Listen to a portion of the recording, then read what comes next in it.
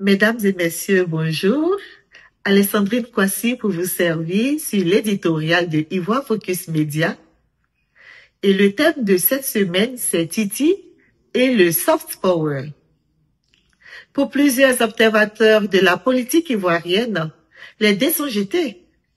Les opposants ivoiriens ne peuvent rien créer, comme on le dit trivialement dans les rues d'Abidjan. Dans leur entendement, la politique ivoirienne, comme ailleurs sur tout le continent, est réduite à la manière forte de gérer les affaires publiques. Le hard power cite plusieurs de nos dirigeants politiques ont toujours affolé de sobriquets les plus suggestifs et en la matière, le bélier de Yamoussoukro, le sphinx de Daoukro, le Woody de Mama, le brave Tchè, c'est justement pour attester de leur volonté de puissance. À l'aune d'une virilité politique chère aux mastodontes.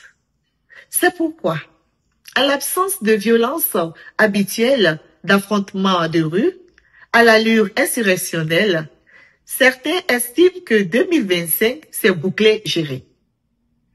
Que rien ne pourra contraindre nos bienheureux autocrates à ouvrir la régularité du jeu politique à Laurent Gbagbo ou Tidiane. Justement, ce dernier n'a eu de cesse de le répéter à partir d'une rhétorique simple, mais forte, d'une voix douce, mais ferme, d'une posture humble, mais dignement et parfaitement présidentielle. Laissons-les courir jusqu'à ce qu'ils cognent le gros arbre tendu sur leur chemin. Titi ne veut pas être un homme fort.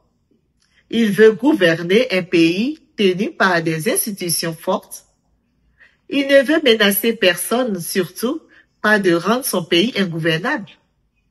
Il veut juste que son pays, la Côte d'Ivoire, quitte le rang peu honorable des dernières autocrates les plus honteuses d'Afrique de l'Ouest. Pour ce faire, il a juste pris un ordinateur portable, un smartphone et un stylo pour expliquer aux grandes institutions européennes et américaines l'enjeu du jeu. Le résultat est là, sans embâche.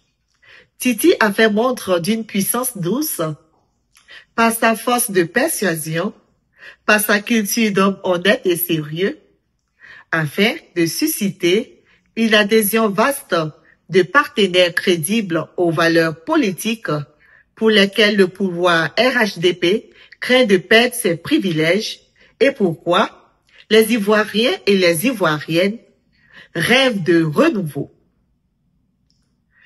Le train est en marche et rien ne pourra l'arrêter. Ce n'est ni par la force, ni par la puissance, mais par l'esprit.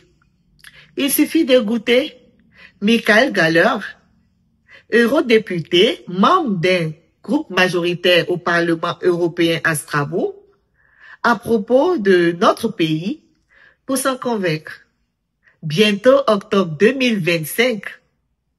Vivement.